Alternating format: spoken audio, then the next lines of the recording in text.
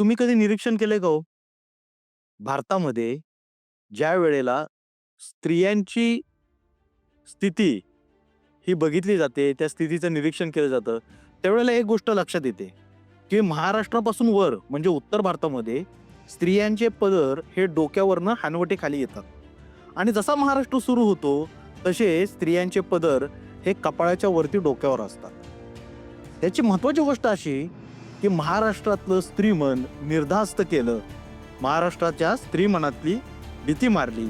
ती महाराष्ट्राच्या इतिहासाने आणि या इतिहासामधील सगळ्यात मोठी व्यक्ती, की ज्या व्यक्तीच्या उपस्थितीमुळे, ज्या व्यक्तीमुळे महाराष्ट्राचा इतिहास बदलला आणि फक्त महाराष्ट्राचा इतिहासच नाही बदलला, तर भारताचा सुद्धा इतिहास बदलला आणि ती व्यक्ती एक स्त्री होती. नमस्कार, मी सचिन शिवाजी खोपडे द ग्लोबल मराठी या यूट्यूब चॅनलमध्ये आपल्या सर्वांचं सहर्ष स्वागत करतो. मराठी बोलणार आणि जग बदलणार. आमच्या इकडे शिवचरित्राचे चरित्रकार म्हणतात, इतिहासाचे इतिहास लेखक म्हणतात, की हे राज्य व्हावे ही तर स्त्रींची इच्छा. पण हे राज्य व्हावे ही एका स्त्रीची इच्छा होती आणि स्त्री म्हणजे अर्थातच जिजाऊ आईसाहेब. खरं तर आईसाहेबांचा प्रभाव हा महाराष्ट्रातल्या 3 कर्त्या पुरुषांवर होता, ज्या कर्त्या पुरुषांनी हा महाराष्ट्र घडवला. त्यातील पहिले म्हणजे महाबली शहाजी महाराज, दुसरे सिंहासनाधीश्वर क्षत्रिय कुलावतंस शिवछत्रपती आणि तिसरे युवराज संभाजीराजे. या तिन्ही व्यक्तींवर जिजाऊ आईसाहेबांच्या चरित्राचा आणि जिजाऊ आईसाहेबांच्या वर्तणुकीचा प्रभाव होता. ज्याने राधा माधवीला चंपू लिहिलं, तो जयराम पिंडे सुद्धा जिजाऊ आईसाहेबांची महती गातो. तो असं म्हणतो, जशी खुले चंपकेशी फुलजाई, शोभली ज्यास जाया जिजाई, तिच्या कीर्तीचा चंबू जंबू द्वीपाला, करी माऊली साऊलीस मुलाला. आईसाहेबांचं हे वर्णन म्हणजे बखरदार ज्या वेळेला म्हणतो, की बंगळुरूवरनं येताच 12 मावळं ताब्यात घेतली. ही ताब्यात घेतली म्हणजे ह्याच्या पाठीमागं शिवछत्रपतींचं राजकारण कमी आणि आईसाहेबांचं नेतृत्व जास्त आहे. पोरवयात असलेले शिवछत्रपती रांजाच्या पाटलाला स्त्रीशी अन्याय केला म्हणून जी शिक्षा सुनावतात, त्या शिक्षा सुनावण्याच्या पाठीमागे नक्कीच जिजाऊ आईसाहेबांचं नेतृत्व आणि जिजाऊ आईसाहेबांची शिकवण ही आपल्याला दिसून येते. खरं तर शहाजी महाराज हे दक्षिणेमध्ये स्थिर स्थावर झाल्यानंतर मावळामध्ये आणि त्यांच्या परंपरागत जहागिरीमध्ये जिजाऊ आईसाहेबांनी स्वराज्याची मुहूर्तमेढ रोवली. आमचे बखरकार असं म्हणतात, आमचे चरित्रकार असं म्हणतात, की शिवछत्रपती जिजाऊ आईसाहेबांच्या अर्ध्या वचनात होते. इतिहास डोळसपणे वाचला तर ते असंही लक्षात येतं, की शिवछत्रपती जिजाऊ आईसाहेबांच्या पूर्ण वचनात होते. कधी रायगडला गेलात तर त्या रायगडच्या पायथ्याला पाचाडचा कोट आहे, जिथं जिजाऊ आईसाहेबांची समाधी सुद्धा जिथून जवळ आहे. खरं तर या जिजाऊ आईसाहेबांची समाधीचं मंदिर उभं केलं हे छत्रपती संभाजी महाराजांनी. त्या आईसाहेबांनी स्वतःच्या हाताने सुद्धा काही न्यायनिवडे केलेले. पाषाणच्या पाटीलकीच्या बद्दलचा ज्या वेळेला कथला उभा राहिला आणि कोणीर रुद्र नावाच्या अधिकाऱ्याने घालमेल केली, त्यावेळेला त्याला सुनावताना जिजाऊ आईसाहेब लिहितात शिवाजी महाराजांच्या बद्दल, हे खूप महत्वाचं आहे. त्या लिहितात, राजश्री स्वामी धाकूटपणापासून या देशाशी आहेत. माणसाचे माणूसपण ओळखतात. शिवछत्रपतींचा सुरुवातीचा काळ हा माणसं तपासण्यात गेला, माणसं जमा करण्यात गेला, माणसं मिळवण्यात गेला. ह्या सगळ्या काळामध्ये जिजाऊ आईसाहेब शिवाजी महाराजांच्या पाठीमागं एकदम खंबीरपणे उभ्या होत्या. बरं, त्यांचं आईपण आणि त्यांचं बाईपण ह्याच्या आड कुठं आलं नाही. बखरकार ज्या वेळेला असं म्हणतात, की शिवछत्रपती अफजल खानाचा कोतळा बाहेर काढायला गेलेत, परिस्थिती बघा.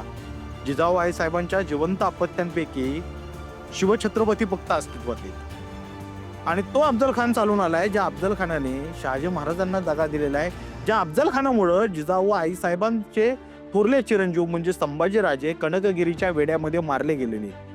तो अफजल खान स्वराज्यावर चालून आलेला आहे. शिवछत्रपती हे एकमेव अस्तित्वात असलेलं अपत्य जिजाऊ आईसाहेब निरोप देताना सांगतात, की संभाजीचे उसने फेडणे आहे. बखरकाराने केलेले हे वर्णन जिजाऊ आईसाहेबांच्यातली दुखावलेली माता जशी दाखवते, तशी दुखावलेली पत्नी सुद्धा दाखवते. कारण की शहाजी महाराजांचा आदिलशाहीच्या दरबारामध्ये जो अपमान झाला, त्या अपमानाच्या पाठीमागे कुठेतरी अफजल खान होता. चिटणीस बकरीमध्ये असं वर्णन आलेलं आहे, की अफजल खानाला मारल्यानंतर त्याचं मुंडकं कापून शिवछत्रपतींनी पिंजऱ्यात ठेवून राजगडावर जिजाऊ आईसाहेबांना दाखवायला पाठवलं. ह्या गोष्टी खूप महत्वाच्या आहेत. शिवछत्रपतींच्या स्त्री दाक्षिण्याचा जय जयकार हे औरंगजेबाचे, शिवछत्रपतींच्या शत्रूंचे पगारी इतिहासकार करतात. शिवछत्रपतींचं पहिलं त्यांच्या हयातीचं स्मारक बेलवडेमध्ये सावित्रीबाई म्हणजे मल्लवा देसाई उभारते. या स्त्री दाक्षिण्या पाठीमागची सगळी भूमिका ठरवलेली आहे ती कुठंतरी जिजाऊ आईसाहेबांनी ठरवलेली. आणि या जिजाऊ आईसाहेबांनी शिवछत्रपतींचं जे समग्र व्यक्तिमत्व होतं, ज्या व्यक्तिमत्व भाळून महाराष्ट्रातलं तमाम माणूसबळ शिवछत्रपतींच्या मागे उभं राहिलं. खरं तर आमच्या इथल्या कवींनी शिवछत्रपतींच्या स्त्री दाक्षिण्याचा जय जयकार करताना असं म्हटलेलं आहे, त्याला पार्श्वभूमी आहे ती कल्याणच्या सुभेदाराच्या सुनेची.